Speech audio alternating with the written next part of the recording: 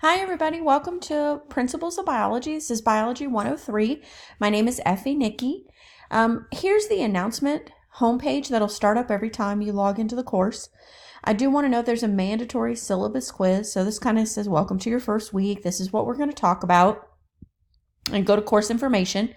So come over here to course information. You can read a little bit about me, find out about my office hours for this semester. That's the time that you can usually reach me. You can call me or email me. Since this is a DL class, you probably won't come into my office, but if you wanted to, you could. Here is how to access your Calhoun email. So what I'll tell you real quick is the Calhoun email tab is the first tab. Maybe you guys can hear my dog drinking water. She's making lots of noise. Calhoun email tab here. This is what you first select if you want to contact me. So go to the Calhoun email tab. It'll tell me automatically that you're from this course. So I teach 5 different courses this semester. So if you send me an email from your private email or from, let's say you're taking classes at UAB or Athens as well, I won't know who you are right away. And it's going to take me a while to learn names. And sometimes with DL names, some of them just escape me, right? Because I don't see you guys face to face. So make sure that you use Calhoun email tab first to send me a message. It'll tell me exactly who you are, and I won't have to try to guess. Like I said, I've got about 150 students, so it's a little bit hard. But to retrieve your messages, you have to go to My Calhoun, and you have to go to your Outlook email. So the messages will not come back to Blackboard, if that makes sense. These are all the objectives, the course learning objectives, the things that hopefully we will know by the time we leave this course. The syllabus and the syllabus quiz, make sure that you do the syllabus quiz. That's how you get counted for attendance for the course. If you don't take the syllabus quiz, you don't get marked as present. And then if you're on financial aid, they can drop you from the course. First day tasks and instructions, you've already gone here to watch this video. You can read through that, course policies, and then if you need free Microsoft Office, this is where you can get the products from. So also, realize that there's a lot of reading involved in this course. So you have to read and sometimes reread to understand what's going on. I know we like to skim, but this does require some reading. So make sure that you're patient and that you actually read everything, right? Or you might miss something. All right, so I'm going to go directly to course content. You'll have a unit, and then that unit will consist of several chapters, and the material will be inside its own folder. So click on Unit 1, you'll have Chapter 1, Chapter 2, Chapter 3, and it has the due dates listed for each. Then there's the discussion, and then there's a link for your exam. So I'm going to go to Chapter 1 so you can see. I put this in here, can't find the labs, because I've had people send me, all I see are the instructions. So depending on how you're viewing it, you do have to scroll to get all the way down to the bottom to actually get to the labs. So the labs will always be marked as LS. And then the homework is called Smart Book. So it kind of gives you the instructions. What would I do if I was going to kind of tick off each one of these things? So it's read Chapter 1 while completing the Smart Book. So when you click on this very first assignment, it's going to ask you to register for Mcgraw-Hill. If you already have used Mcgraw-Hill, you might already have a username and a password. If not, you're going to have to create a new account. You can either purchase directly through the publisher, or you can use the code that came with your book, or you can use the 14-day free trial. So I'll show you that in the books tab in a second. Here's the video for Chapter 1. I basically walk through the more difficult components. I will be updating these throughout the semester. So we have to redo them every 5 years. So I will be adding kind of some new videos here. So if you see those, it might be the old one, it might be the new version. We'll see what I can get to as the semester progresses. Here's the list of just the Chapter 1 learning objectives. So for these these questions or statements, you should be able to answer them and study them and understand them and recall them for the test. So I don't ever collect these, but what I would do is, as I'm reading the textbook and doing the Smart Book, I would come back, I would do these learning objectives and make sure that I can answer each one of these questions. If you answer all of these, then you basically have created your own study guide. So these are all the items that you have to know for Chapter 1. And then if you're having any trouble with the labs, there is a troubleshooting button. It'll scan your computer and it'll tell you what items you're missing or not missing. and then have you download those. So sometimes people have trouble with the labs loading. You can also contact IT at Calhoun, and I have that in help as well. How to navigate the Learnsmart labs. So if you want to click on how to navigate, it'll walk you through to make sure that you can get 100% completion. I know sometimes we have some issues with these labs. Sometimes they'll have little kind of kinks or quirks in them.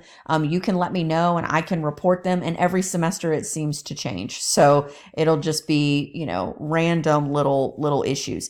It is not the end of the world if you don't score 100% on your lab.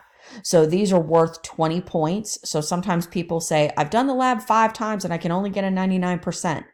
Okay, that's going to translate to a 19.9, right, out of 20. So decide how perfect you want to be. It's okay to get a 92 on the lab. It's not going to affect your grade noticeably. Okay, so I think I've covered everything that's here in chapter 1. So what's going to happen is you're going to have the same thing, chapter 1, chapter 2, chapter 3. You're going to have a discussion post and you're going to have an exam. So in the course information underneath the syllabus, I just want to share the schedule with you. So scroll down and you'll see the schedule. Oh, I'll go back to that image in a second. So here's your schedule of all the activities, first day of class, and every due date for every assignment that we have until the end of the semester. So the only time I will give you extensions is if an exam comes up and you have a medical emergency, immediate family only. So you, husband, wife, children, something that can't be avoided, then that would be considered an excused absence. But they're few and far between, right? So since we know our entire schedule, unless it's a true emergency, I'm not going to give you a makeup. For the homework, they have to be done on time. So the Learnsmart and the virtual labs, if you do not finish them by this date, you get 0 points. So please stay on task. You have your schedule for the entire semester. I encourage you to work ahead, so that when those emergencies come up, they don't turn into zeros, right? So feel free, if you have extra time in the beginning of the semester, knock out 3 or 4 labs and a couple of Learnsmarts and kind of get ahead of the game rather than always trying to play catch up. Another thing that kind of irritates students, and I don't know why, I make the due dates due at noon. So some classes, the due dates are usually like midnight. The problem is if you're trying to do your work at 10 o'clock at night and something happens, I can't help you if you get stuck on a certain part of the lab. So I make all the labs due at noon. I think because this is a freshman class, I've had more success with this, that hopefully if it's due at noon, you're not trying to do the homework in the morning, right? You're doing it the night before, you're doing it the weekend before, and then that way I can answer any questions or help you if you get stuck. So everything is due at noon on these days, not midnight. Maybe I was just tired of the emails, frantic emails at 11:59 at night that something was stuck, right? All right. So back here to course content, we went through that. They have unit 1, 2, and 3. They all just repeat. You're going to have chapters. You're going to have a smart book. You're going to have labs that you have to do and exams. So let's look at discussions and then I'll move to books and we'll be done. So introduce yourself. Tell me a little bit about yourself. This is 4 points. We're going to have discussion posts and usually you'll have some sort of rubric like how it's going to be graded and what I want you to do. If you're having trouble opening up these PDFs, make sure that you have Adobe Reader. Also make sure that you have your pop-up blockers off. Sometimes that's causing some problems. Students say, I can't open up the assignment because my computer won't let me. For the textbooks, this is the textbook that we're using. This is kind of a walkthrough if you want to look at the textbook image and how to register. When you open your first Learnsmart assignment, you'll be prompted to register for the book. This is also called Smart Book. So they used to call it Learnsmart. They're now switching over to Smart Book. So if you see Learnsmart, that's the same thing as Smart Book. If you see Learnsmart Labs, those names haven't changed. They're the same. This is telling you how to connect with Mcgraw-Hill help. So basically how to get help.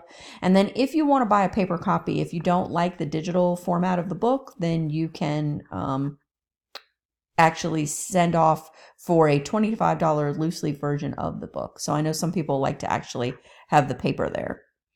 Also, I think I mentioned about email already, so I think we're actually good to go. That was pretty short and sweet, right?